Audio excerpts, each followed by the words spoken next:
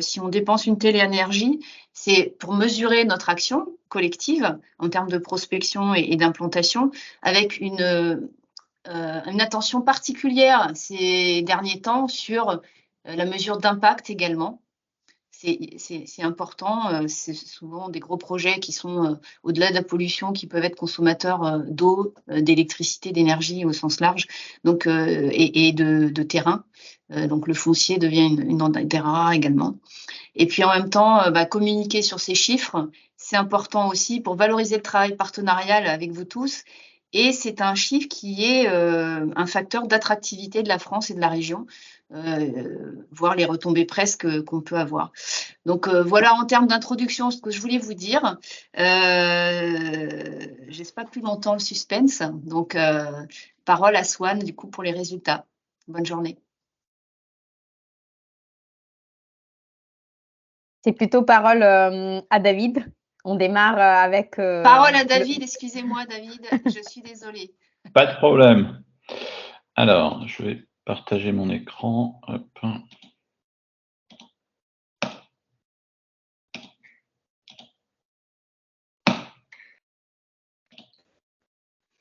Voilà, on a répété tout à l'heure, mais est-ce que c'est bien… vous avez bien mon écran? Oui, très bien, David. Parfait, donc merci. Merci Agnès pour cette introduction et Maria. Je vais vous présenter quelques données donc issues de notre base d'information, l'Observatoire de l'emploi et de l'investissement en France, que tout le monde ne connaît pas. J'ai pas mis de présentation là d'ailleurs, mais c'est une base de données qui permet de recevoir des informations sur les créations et suppressions d'emplois, les investissements, les levées de fonds. Et donc là, j'ai rassemblé avec l'aide et le cadrage de Swan et de Maria quelques informations sur diverses sur la Nouvelle-Aquitaine, son positionnement, vu à travers différents angles et indicateurs. Alors, juste un petit point de conjoncture générale. Un des indicateurs pour lesquels on est connu ou reconnu, c'est sur les ouvertures et fermetures d'usines. Et ce qu'on voit, c'est qu'au premier trimestre 2023, on a un nombre, on est au niveau France, hein, de nouvelles usines qui est supérieur aux fermetures d'usines, donc on est toujours en positif, même si ça baisse un petit peu par rapport à l'année 2022. Et le mois d'avril, on peut déjà le dire, et mai seront certainement bons, notamment grâce au grand nombre d'annonces qui ont été faites dans le cadre de Choose France. Alors, pour aller directement sur le sujet Nouvelle-Aquitaine, donc une des régions françaises les plus créatrices d'emplois. On a fait un exercice récemment qui consistait à sortir une série de monographies régionales. Donc pour chaque région française, on les a positionnées par rapport aux autres régions, par rapport à la moyenne de l'économie française, sur différents indicateurs, les levées de fonds, les différents types d'activités. Et donc globalement, en 2022, en Nouvelle-Aquitaine, c'est la deuxième région en nombre de création d'emplois enregistrées dans notre base de données.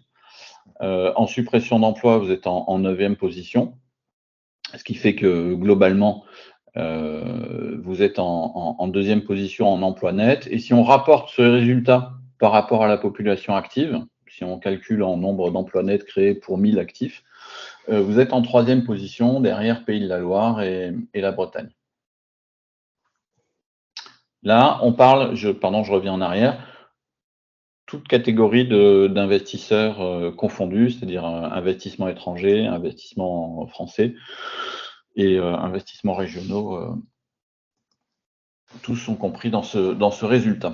Alors, une des analyses qu'on a faites d'ailleurs à la demande de votre agence, c'est que depuis 2015, on suit pour les investissements français l'origine régionale de ces investissements. Donc, ça nous permet, pour chacune des régions, d'identifier la part des créations d'emplois. Alors, c'est sur 2015-2022, qui provient de la région elle-même, ce qu'on a appelé endogène, versus tout ce qui provient de l'extérieur, qu'on a appelé exogène, et qui peut se décomposer en exogène français, donc ça vient des autres régions françaises, et l'investissement étranger.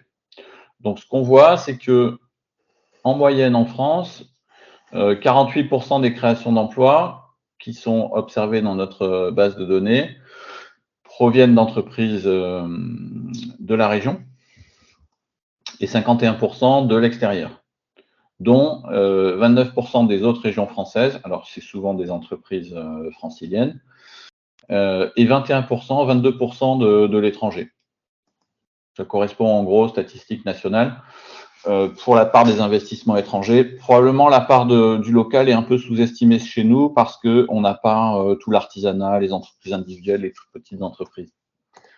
Ce qu'on voit, c'est que la Nouvelle-Aquitaine a un profil relativement classique avec peut-être un petit peu moins d'investissements endogènes, 43, donc venant de la Nouvelle-Aquitaine, 43% au lieu de 48%.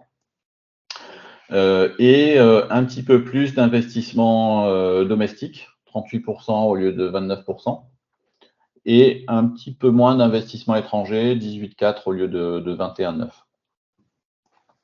J'ai mis également l'information sur les régions qui avaient les profils les plus atypiques sur chacun de ces indicateurs. Donc on a l'Île-de-France pour laquelle l'investissement francilien fait 74% des créations d'emplois.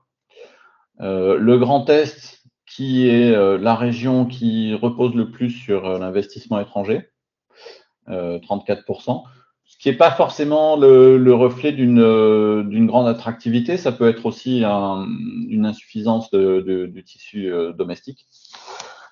Et la Normandie, qui est la plus forte pour les investissements d'entreprises françaises, hors Normandie. Voilà donc pour ces profils d'investissement. Donc l'important, c'est de voir que l'encouragement aux entreprises endogènes est important et que l'exogène pour la Nouvelle-Aquitaine fait près de 57% des créations d'emplois. Sur cette slide, on utilise dans notre base 11 types d'activités différents, donc en plus du découpage sectoriel INSEE.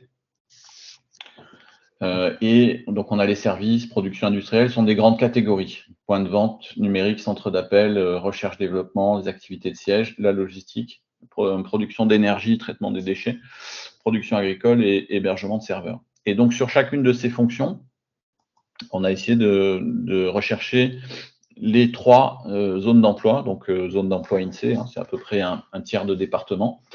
Les 3 zones d'emploi qui ont accueilli la plus forte part des créations d'emplois entre 2009 et 2022. Là encore, toute origine confondue, hein, emploi domestique et emploi étranger. Donc dans les services, Bordeaux est en 3e position, donc la zone d'emploi de Bordeaux. En production industrielle, Bordeaux est en 2e position derrière Toulouse.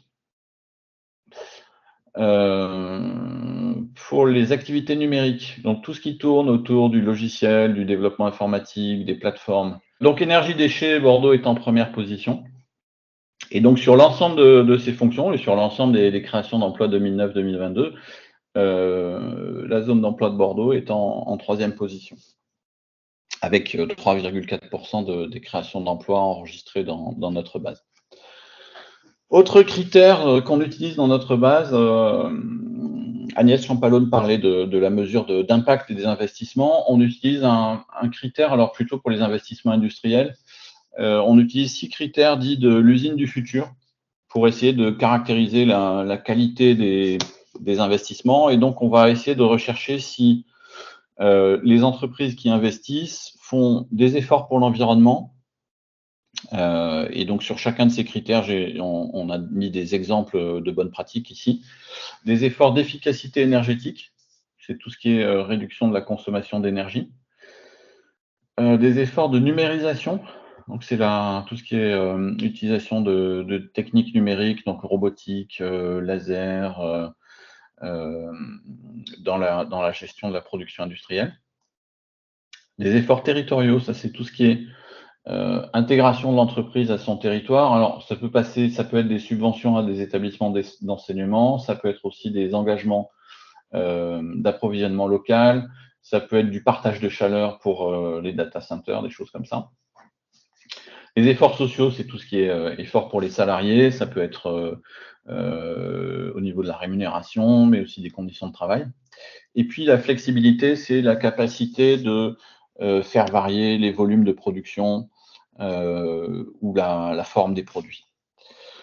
Et donc sur chacun de ces 6 critères, on fait une notation qui est assez simple, hein, c'est 0, 1, 2. Nous, on n'est pas agence de notation. Donc 0, c'est il n'y a rien. 1, c'est il y a des choses, mais c'est pas forcément quantifié. Et 2, c'est il y a une norme, il y a référence à une norme qui est atteinte, ou bien ça nous paraît particulièrement important. Et donc, depuis 2020, où on a mis en place cette notation, qui a été définie avec FIV et EDF, hein, donc des partenaires industriels, on a 1168 projets qui ont eu au moins un point pour un critère usine du futur. Et la Nouvelle-Aquitaine est la 3e région en termes de nombre de projets notés, avec un score moyen qui est presque le meilleur, puisque c'est de 2,1. Alors, si vous avez 6 critères notés 2 maximum, ça fait 6 fois 2, 12. Hein, on additionne les points. Donc, le meilleur projet, le projet idéal, aurait 12 points. En moyenne, les projets ont 2,1 points en Nouvelle-Aquitaine, ce qui est mieux que la moyenne générale qui est de 2. Et là, on a mis en bas la répartition. Ce qui revient le plus fréquemment, c'est les efforts pour l'environnement, le numérique, ensuite, puis la flexibilité de la production, les efforts sociaux, l'efficacité énergétique, les efforts territoriaux. Alors, un aparté ou un commentaire sur l'actualité, on voit de plus en plus depuis, entre 6 mois à peu près, des entreprises qui annoncent l'installation de panneaux solaires et qui annoncent dans le même temps un pourcentage de la production d'énergie qu'elles vont produire de façon autonome. Donc, elles disent on va mettre des panneaux solaires et ça va nous apporter 20, 30, 50, 70% de notre consommation d'énergie. Et ça, c'est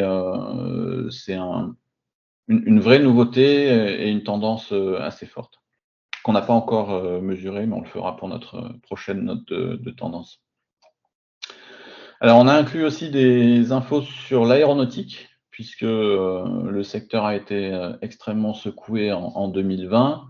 Sur le graphique de gauche, alors on a 2 mesures, on a le secteur aéronautique au sens strict, et puis la filière aéronautique, c'est-à-dire qu'on comptabilise aussi, nous, l'aéronautique, mais également on inclut des sous-traitants qui travaillent en majorité pour des entreprises du secteur aéronautique.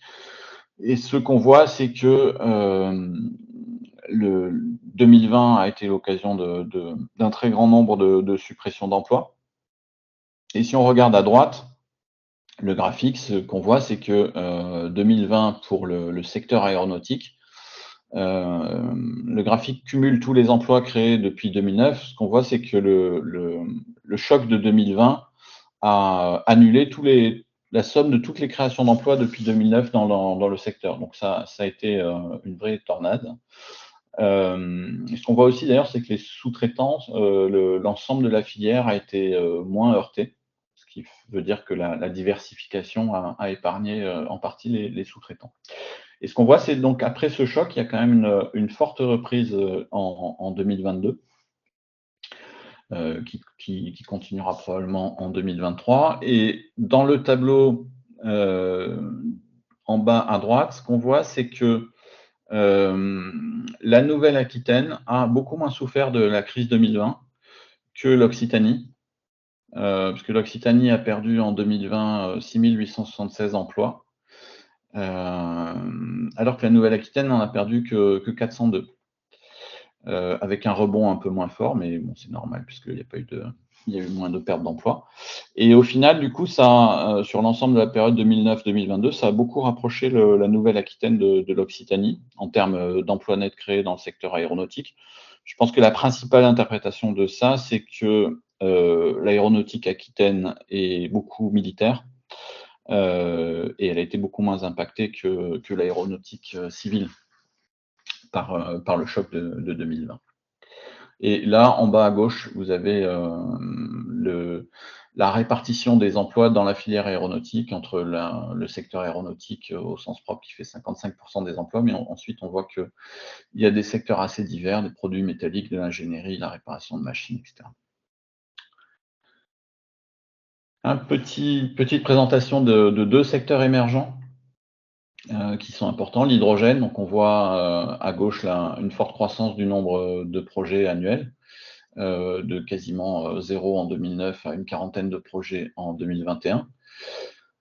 Un cumul des créations d'emplois où on arrive à près de 4000 emplois en 2022, dont 6% en Nouvelle-Aquitaine. Et là, c'est le cumul du montant c'est le montant annuel des investissements annoncés de 2009 à 2022. Et sur la batterie, on voit une très forte progression également du nombre de projets, même si l'échelle est moins forte.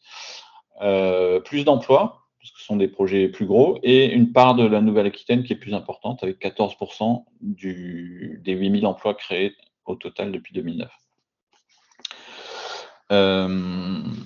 Voilà donc pour ces deux secteurs qui sont directement identifiables dans notre base de données, puisqu'on on a identifié une vingtaine de secteurs liés au développement durable, l'hydrogène et la batterie, mais il y en a d'autres comme le solaire, l'éolien, sur lesquels on peut avoir directement de l'information dans notre base, ce qui est pratique puisque à travers les secteurs INSEE, c'est plus compliqué à identifier. Alors ça, c'est la comparaison entre la répartition des différents types d'activités dont j'ai parlé tout à l'heure pour le palmarès où on donnait les 3 premières zones d'emploi. C'est la répartition en Nouvelle-Aquitaine. Depuis 2020, à peu près un peu moins de 1% des emplois ont été créés dans des centres d'appel. Versus 1,1% en France. Donc, il y a un écart minimum. La Nouvelle-Aquitaine, sur ce secteur-là, a un profil, entre guillemets, normal ou moyen. Et les deux secteurs pour lesquels il y a le plus d'écart avec la moyenne, c'est la production industrielle. Donc, la Nouvelle-Aquitaine a, de 2020 à 2022, 41% de création d'emplois pour de la production industrielle, contre 30% en moyenne en France à peu près, donc 12% de plus. Moins de services, un peu moins de numérique, un peu plus de logistique et un peu plus de R&D. 4% des emplois dans la R&D contre 2,2 en France. Sur ce tableau-là, alors il n'est pas complètement lisible, mais je vais le commenter et puis j'enverrai la présentation à ceux qui le souhaitent ensuite. Il croise toujours ces différents types d'activités, donc industrie, logistique et les départements. Donc c'est la répartition des créations d'emplois par type d'activité et par département, ce qui permet de voir que les Deux-Sèvres ont accueilli 50% des emplois dans l'hébergement de serveurs, la Charente, 43% des emplois dans les centres d'appel, Charente-Maritime, 26%. Bon, la Gironde a pas mal de points forts. Les Landes, 14% des emplois dans la logistique, 18% également dans les Pyrénées-Atlantiques, 30% des points de vente en Lot-et-Garonne, 33% des emplois dans l'hébergement de serveurs en Lot-et-Garonne également. Donc, la Gironde a des points forts, mais il y a des points forts dans d'autres départements de la région également. Tout à l'heure, en commentant les données sur la batterie et l'hydrogène, je parlais des différentes filières développement durable qu'on suit. Et là, c'est le positionnement de la Nouvelle-Aquitaine sur chacune de ces filières. Donc, on a l'alimentation bio, la batterie, les biocarburants, les biomatériaux, etc. Et ce qu'on voit, c'est que là où la Nouvelle-Aquitaine a un profil qui se démarque du profil de la moyenne nationale, c'est dans le solaire, avec une surreprésentation des investissements dans le solaire. On voit aussi dans la méthanisation un peu plus de projets. Voilà, ça c'est une présentation de Trindéo et des contacts. Je crois que j'ai tenu le temps. Voilà. C'est un condensé de mois de travail et d'analyse. Donc, c'est un peu une présentation flash qui peut-être a soulevé quelques questionnements, quelques réflexions. C'est le moment de poser vos remarques, vos questions, vos doutes, s'il y a des réactions.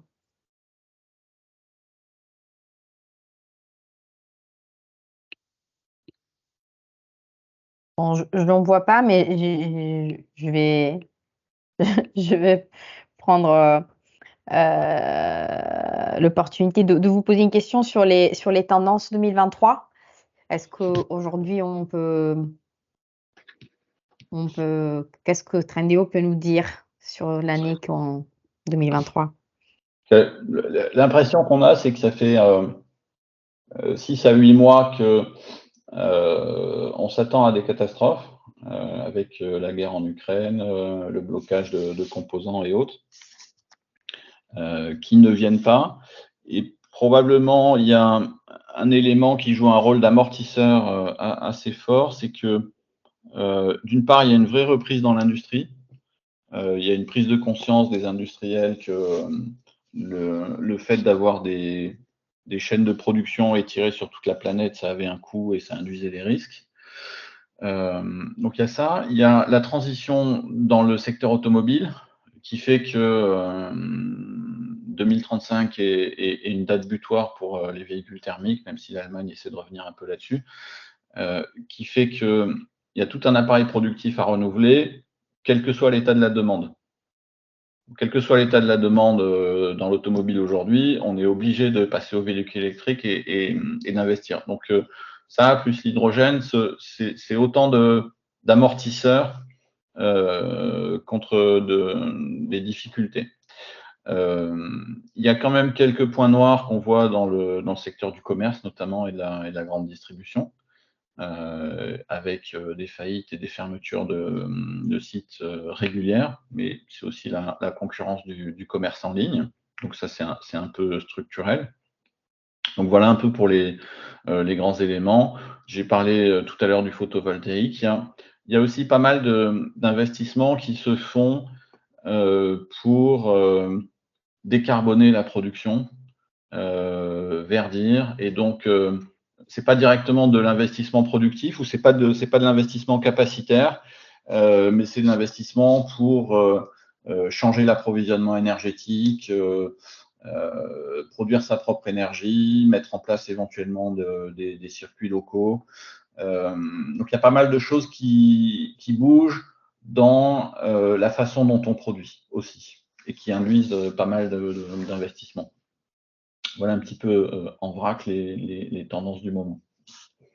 Merci David. Mais en tout cas, ça nous encourage à poursuivre notre métier dans l'exogène, hein, parce que les données que vous nous avez fournies nous montrent que on est sur la moyenne, on est au-dessus de la moyenne France sur la part des créations d'emplois exogènes par rapport à l'emploi endogène. Donc, ça montre bien qu'effectivement, le gisement des projets exogènes, c'est un gisement très intéressant en création d'emplois pour notre région. Donc, ça nous incite à travailler sur ce domaine et sur cette source de détection projet.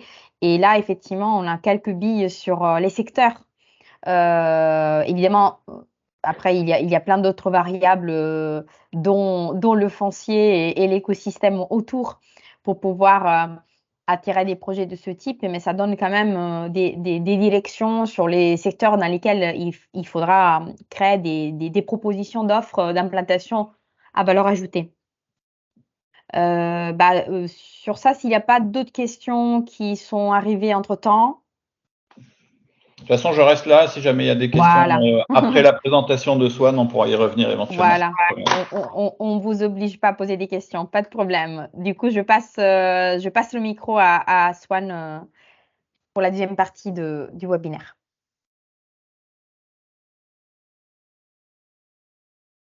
Eh bien, bonjour à tous. Moi, je vous propose du coup, de rentrer un peu plus en détail sur, le bilan des investissements étrangers, en Nouvelle-Aquitaine et pour voilà, remettre un petit peu de contexte, ce bilan est issu du bilan national mené par Business France, chaque année en fait sur la base de critères comparables et qui, est sorti, jeudi dernier pour information. Et donc en région Nouvelle-Aquitaine, ADI, est le référent régional en fait, pour Business France et sur ce recensement, en particulier. Et donc c'est, de la même façon un recensement des bilans des investissements étrangers sur la base de critères comparables d'une année sur l'autre et qui permet du coup, d'avoir, chaque année, les tendances, sur, le flux d'investissements étrangers sur la région et qui peut voilà, nous permet aussi de mesurer l'attractivité internationale, de la région. Donc c'est un bilan voilà, qu'on réalise en partenariat avec Business France et qui sert également à alimenter le flux annuel du stock des entreprises à capitaux étrangers. Donc ce stock qui est réalisé par la CCI Nouvelle-Aquitaine et qui propose aussi une cartographie justement de ces entreprises à capitaux étrangers présentes sur la région Nouvelle-Aquitaine et qui voilà, permet voilà, de la mettre à jour en fonction des investissements de l'année T.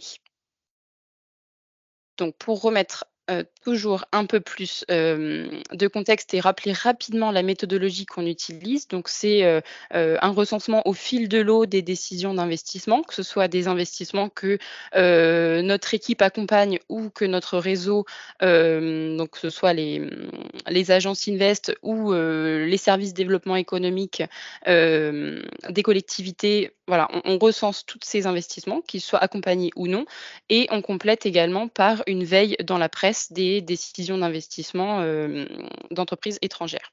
On travaille sur une plateforme avec Business France pour justement, recenser ce que nous, on recense au niveau région et ce que Business France détecte également, à l'échelle, nationale, voire également à l'échelle internationale puisqu'ils ont des bureaux, partout dans le monde.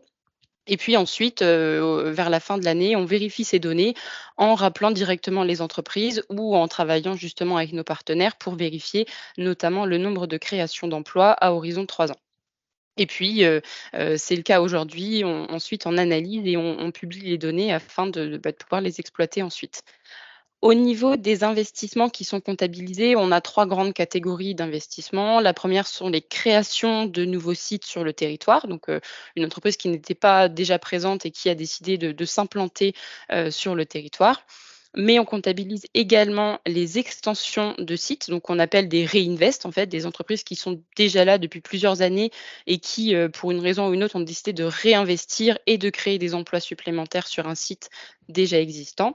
Et on a une dernière catégorie qu'on comptabilise, ce sont les rachats d'entreprises ou les reprises d'entreprises en difficulté. Et là aussi, on comptabilise du coup les emplois, qui sont dits maintenus, du coup grâce à cet investissement. Si je poursuis, pour justement remettre en contexte, donc le bilan, comme je le disais, de Business France est sorti, jeudi dernier. Un peu plus de 1 700 décisions d'investissement d'entreprises étrangères ont été recensées pour environ 58 000 créations d'emplois, annoncées, du coup toujours à horizon de 3 ans. Donc c'est une très belle année puisque ça représente 7 d'augmentation en termes de nombre de projets et une augmentation de 31 des emplois annoncés. C'est un bilan qui, est également confirmé par le baromètre EY de l'attractivité de la France, puisque, EY nous indique que pour la 4e année consécutive, la France conserve sa première place et reste le pays le plus attractif d'Europe en termes d'investissement étranger. Donc on le voit sur la carte, c'est un peu petit, mais l'idée, c'est vraiment que la France, voilà, est, le pays qui reçoit le plus d'investissements étrangers comparé aux autres pays européens, y compris, l'Allemagne ou le Royaume-Uni, qui sont réputés pour recevoir également beaucoup d'investissements étrangers. Et information aussi de cette année, EY nous indique que la Nouvelle-Aquitaine est la 4e région à avoir reçu le plus d'investissements étrangers en 2022. Donc c'est 2 bilans qui sont, à périmètre, un petit peu différent puisqu'on n'utilise pas la même méthodologie, mais ça confirme quand même un petit peu justement le recensement que nous réalisons avec Business France et ça confirme que la Nouvelle-Aquitaine a eu une bonne année 2022 en termes d'investissements étrangers. Je poursuis et on rentre justement dans le vif du sujet sur les chiffres de la Nouvelle-Aquitaine. En 2022, on a recensé 100 investissements de la part d'entreprises étrangères sur l'ensemble de la région Nouvelle-Aquitaine. Et ces investissements seront pourvoyeurs de 3050 emplois à horizon 3 ans. Donc par rapport à 2020, on a une légère baisse du nombre d'investissements, de moins 14%, mais par contre, on a une très belle hausse du nombre de créations d'emplois annoncées à horizon 3 ans, due notamment à de grosses annonces de recrutement de la part des agences d'intérim comme Manpower qui ont annoncé beaucoup de créations d'emplois justement sur l'année 2022 qui s'étaleront sur les prochaines années. Au niveau de la répartition de ces investissements, on a toujours une large majorité de création de nouveaux sites, puisque voilà, 53% des investissements sont des primo-implantations d'entreprises. Mais que si l'on regarde les extensions de sites déjà existants, donc ces opérations-là représentent 42% des projets, mais elles sont les opérations qui génèrent le plus d'emplois, puisqu'elles génèrent 71% des emplois qui ont été annoncés en 2022. Et 5% sont des investissements sur des rachats ou des reprises d'entreprises en difficulté. Et dans ces cas-là, on a comptabilisé les emplois maintenus. Si je poursuis, on a ce graphique qui nous présente justement l'évolution des IDE depuis 2016 en Nouvelle-Aquitaine. Donc on voit qu'il y a une tendance à la hausse depuis 2016 des créations d'emplois associées aux investissements étrangers, avec une année 2019 particulièrement exceptionnelle en termes de création d'emplois. Bon, ce dynamisme avait été impacté par la crise sanitaire en 2020, comme vous le savez, avec un ralentissement mondial des IDE et des créations d'emplois associées, mais que dès 2021, on avait pu apercevoir un rebond des investissements étrangers, avec pour cette année 2022 un retour au niveau d'investissement d'avant-crise, avec 100 décisions annoncées, tout comme en 2018, et une année également record en termes de création d'emplois liés aux investissements étrangers.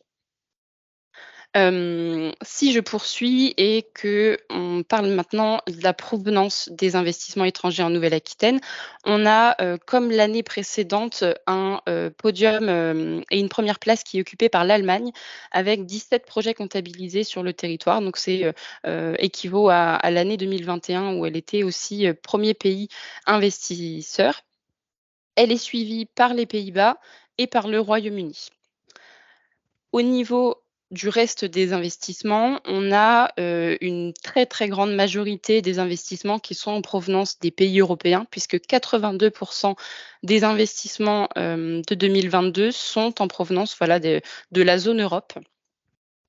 Si on regarde outre-Atlantique, ce sont les États-Unis et le Canada qui sont les pays qui investissent le plus, avec en 2022 15% des projets. Petite particularité pour les entreprises américaines, puisque ce sont celles qui sont le plus pourvoyeuses d'emplois, c'est-à-dire que 35% des emplois comptabilisés en 2022 sont en provenance des entreprises américaines. Donc, moins d'investissements, mais de gros investissements qui génèrent beaucoup d'emplois. Et pour finir ce panorama, on a recensé un investissement en provenance du Maroc et puis également un investissement japonais et d'une entreprise chinoise. Si je poursuis et qu'on évoque maintenant les secteurs d'activité qui sont créateurs d'emplois en 2022, vous avez ici le top 10 des secteurs d'emploi qui justement ont créé de l'emploi hors secteur conseil, que j'ai décidé pour une question d'analyse de le sortir, puisque comme je l'avais évoqué précédemment, on avait beaucoup d'emplois annoncés par des agences d'intérim qui justement faisaient partie de ce secteur conseil. Et pour une meilleure lecture, je les ai sortis. On voit qu'en numéro 1, c'est le secteur des équipements médicaux qui crée le plus d'emplois, et notamment 14% des emplois qui ont été créés dans ce secteur en 2022 au niveau national, c'est 14% qui sont en Nouvelle-Aquitaine. Donc la Nouvelle-Aquitaine justement se démarque au niveau de ce secteur et attire des investissements dans le secteur des équipements médicaux et crée des emplois.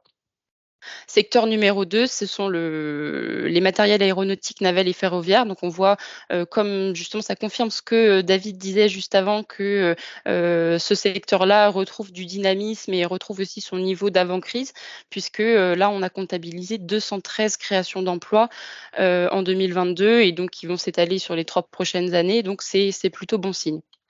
On a ensuite dans ce top 10 des secteurs d'activité qu'on retrouve habituellement et qui habituellement, je crée des emplois, en Nouvelle-Aquitaine, comme le commerce et distribution, les activités de services et les logiciels et prestations informatiques. Mais on note également que, le secteur des médicaments et biotechnologies appliquées, crée environ une centaine d'emplois. Donc c'est aussi un marqueur, positif, pour le territoire.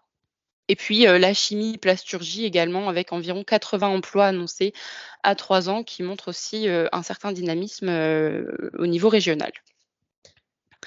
Si je poursuis et qu'on descend à présent, dans une typologie d'activités qui nous intéresse tout particulièrement parce que ce sont, voilà, les activités qui généralement créent, le plus d'emplois et qui sont, dites un petit peu, stratégiques. Donc les activités productives et de R&D, elles représentent 31% des investissements en 2022, donc plutôt une bonne représentation. Et une particularité puisque, dans cette typologie d'activité, donc dans les projets de type productif, c'est le secteur de la santé qui a généré le plus d'emplois en Nouvelle-Aquitaine. Donc c'est très intéressant avec, là je vous ai mis 3 exemples qui sont ressortis, donc les investissements portés par Carl Zeiss, par UPSA ou par Steris qui investissent et créent, de nouveaux emplois sur le territoire dans le secteur de la santé. Si l'on regarde maintenant les projets de R&D, c'est le secteur de l'aéronautique spatiale qui génère le plus d'emplois. Donc avec notamment l'implantation d'Aerospace Sable sur le territoire, mais qui, voilà, c'est un marqueur quand même aussi intéressant puisque c'est des typologies d'activités stratégiques sur des filières aussi très, très regardées et très soutenues par la région Nouvelle-Aquitaine. Je poursuis et quelque chose qui souvent intéresse beaucoup, c'est la répartition régionale des projets sur le territoire. Donc on voit que, environ la moitié des investissements sont à destination de la Gironde et que, l'autre moitié des investissements se répartit de façon plutôt équilibrée sur le territoire. Ça varie d'une année sur l'autre. Là, cette année, on note qu'effectivement, on n'a pas recensé d'investissements étrangers, sur le département de la Creuse, mais l'année dernière, de mémoire, il y en avait aussi 2 ou 3. Donc ça varie beaucoup en fonction des années. J'ai voulu mettre en parallèle cette répartition des IDE 2022 avec le poids économique de chaque département et une carte qui nous montre le nombre d'établissements, donc le nombre d'entreprises par département. Et on voit quand même que cette carte est similaire, ou elle nous montre, voilà, des enseignements similaires à la répartition des IDE 2022 avec une large proportion d'entreprises ou d'IDE à destination de la Gironde à mettre en parallèle, encore une fois, avec le poids économique de chaque département. Si par contre, et j'ai trouvé cette information plutôt intéressante, on regarde à présent les investissements productifs et uniquement les investissements productifs, on voit qu'ils sont répartis de façon beaucoup plus égalitaire sur l'ensemble du territoire et on voit que ce sont des investissements qui profitent, voilà, à l'ensemble des départements. Puisque, voilà, la Gironde, on voyait qu'il y avait, une très grande majorité. Maintenant, elle se retrouve, un petit peu à la même place que les autres départements puisqu'on en a recensé 4, tout comme dans les Pyrénées-Atlantiques et dans les Deux-Sèvres. Et pour illustrer, ce propos, j'ai, indiqué quelques exemples d'entreprises qui justement avaient investi, dans ces appareils productifs ou au minima avaient, voilà, décidé de réinvestir de façon, productive et on voit que voilà, il y a de beaux exemples, répartis, sur le territoire. Pour finir, et ça suit également un petit peu, ce que Trendéo, souhaite, recenser, c'est-à-dire, les impacts positifs, des investissements. On a fait le choix, nous, en équipe, de se poser, la question justement sur ces investissements, de savoir quels impacts ils avaient sur le territoire. Donc que ce soit des impacts économiques, pardon, donc en termes de création d'emplois, de la localisation aussi de ces investissements, ou que ce soit des impacts pour la filière aussi, puisque une entreprise étrangère, elle s'insère aussi dans une filière régionale qui est déjà structurée plus ou moins bien, mais il y a cet impact filière et également l'impact RSE, l'impact vraiment positif de savoir si justement, l'entreprise va mettre en place, des process qui vont réduire son empreinte environnementale. Si, justement, c'est une entreprise qui est, par exemple, labellisée entreprise à mission, qui va avoir une démarche un petit peu plus vertueuse, on va dire, qu'une entreprise classique. Et donc on s'est posé la question pour ces 4 investissements qu'on a, choisi de mettre en avant aujourd'hui. Et c'est le cas, par exemple, d'Aimet Alloy qui s'implante du côté de Tulle en Corrèze et qui va, justement créer un centre de R&D, autour du recyclage, dans la filière aéronautique. Et là, typiquement, il coche pas mal de cases puisqu'il vient créer des emplois, en Corrèze. Il vient, s'implanter dans une filière qui est déjà présente en Nouvelle-Aquitaine, mais qui vient renforcer cet aspect recyclage sur la filière aéronautique et surtout sur l'impact RSE. Il s'implante sur un bâtiment déjà existant et qui du coup ne va pas réutiliser du foncier, etc. Donc on voit que c'est plutôt une démarche vertueuse. Aerospace Lab, du coup, une entreprise à capitaux belges qui s'est implantée sur la métropole de Bordeaux et qui va créer 80 emplois. Donc dans le secteur, des applications spatiales de défense, et de satellites. Donc là, pareil, ça vient renforcer une filière qui se veut un petit peu stratégique pour, la région Nouvelle-Aquitaine et vient implanter un joli centre de R&D pourvoyeur de nombreux emplois et donc avec une perspective de développement assez forte. Polyimprime, qui est une entreprise à capitaux italiens qui fait partie du groupe, Eurostampa et qui, fabrique des étiquettes, pour le secteur des vins et spiritueux. C'est une entreprise qui est déjà présente depuis de nombreuses années sur le territoire, donc elle est présente en Charente et en fait, elle a décidé de réinvestir sur son appareil productif afin de réduire son empreinte carbone et donc cet investissement va générer dans les 3 prochaines années environ 25 emplois.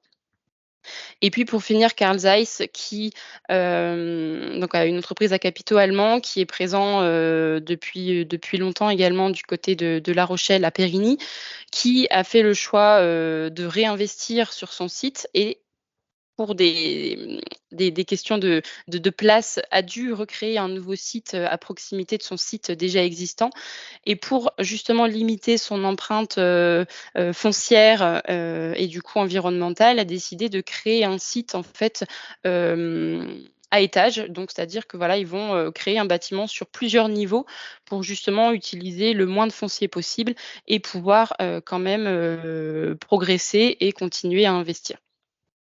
Et cet investissement sera pourvoyeur de nombreux emplois, 70 à horizon 3 ans, mais jusqu'à, plus de 300 emplois, à plus long terme. Donc toutes ces informations, sont à retrouver, de façon, plus détaillée sur, la monographie des investissements étrangers qui est, sur notre site internet et particularité de cette année, on a également condensé, l'ensemble de ces informations sur une vidéo qui est, à retrouver sur YouTube et également sur notre site internet. Et puis, pour finir, pour ma part, Maria et moi, nous sommes à votre disposition pour, voilà, aller un petit peu plus dans le détail aussi sur, justement la liste des investissements sur vos propres territoires. Donc on peut tout à fait, continuer l'échange par mail ou par appel téléphonique et pour, voilà, vous présenter de façon plus en détail. Également revenir sur les différentes années pour, voilà, vous donner, un aperçu plus précis sur, un périmètre, un peu plus restreint qu'à l'échelle régionale. Merci beaucoup. Merci Swan. Est-ce qu'il y a des réactions, remarques? Je vois rien sur le chat, donc ça veut dire que tout est assez clair. Est-ce qu'il y a des questions qui concernent vos territoires ou des réactions à ce sujet qui est plutôt large, hein? Donc je comprends que peut-être pas tout le monde puisse se retrouver par rapport au périmètre dans lequel il intervient. Là, on est vraiment sur un panorama régional avec avec des critères de recensement qui sont plutôt stricts, mais ça nous permet de voir qu'en tout cas, la Nouvelle-Aquitaine a passé une très belle année 2022 et que les activités effectivement productives, industrielles sont là, continuent à être là et se développent de façon plutôt harmonieuse sur l'ensemble du territoire. Bon, je vois pas de réaction.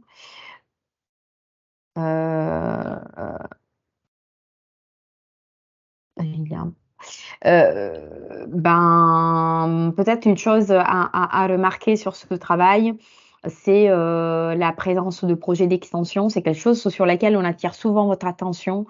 Quand on parle d'étrangers, c'est pas nécessairement des nouvelles implantations. Donc, on a des capitaux étrangers partout sur tout le territoire, hein. Donc, il y a des mouvements, des opérations d'acquisition, de capitalisation nouvelle sur des entreprises. Donc, des entreprises qui sont là depuis très longtemps, qu'on connaît, que la région a déjà financé à plusieurs reprises, peuvent avoir des capitaux étrangers. Donc, les décisions peuvent se faire ailleurs. Et quand les décisions se font ailleurs, c'est qu'il y a des enjeux et aussi des risques de départ ou de cession ou de réinvestissement sur d'autres sites infragroupes qui seraient ailleurs en Europe ou à l'international.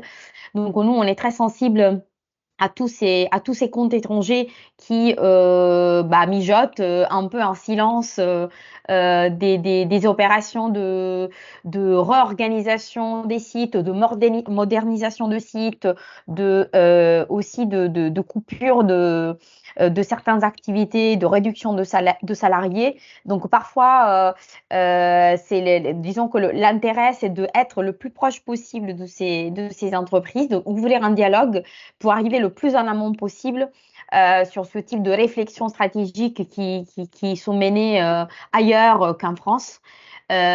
Pour justement faire un travail d'attractivité aussi et de travail d'argumentaire auprès de l'entreprise étrangère et au niveau national et au niveau régional. Parce qu'évidemment, là, il n'y a pas juste un enjeu régional, mais il y a vraiment un enjeu national. Je vois que Gérald, qui est notre référent Sud-Ouest Business France, a levé la main. Je te laisse poser la question. Oui, merci Maria. D'abord, bravo pour ces deux présentations de Trendéo et de Swan. C'est très riche d'enseignements. Effectivement, il y aurait beaucoup de choses à dire là sur le caractère important du volet industriel, les transitions aussi en matière de RSE, d'autonomie aussi en production énergétique. Moi, juste un point, enfin deux commentaires. Un, contrairement aux idées reçues qu'on a souvent sur les investissements, on voit que le cas des reprises, finalement, pèse peu dans les projets qui sont recensés en Nouvelle-Aquitaine. Et ce sont surtout des créations et du réinvest, comme tu le soulignais à l'instant, Maria, c'est très important. Surtout, on l'a vu en termes de création d'emplois. Le réinvestissement pèse beaucoup sur l'emploi. Et deuxième commentaire, au-delà de l'emploi que ces investissements procurent pour la région, ce qu'il faut souligner aussi, c'est que les investissements directs étrangers contribuent très fortement aux exportations de la région.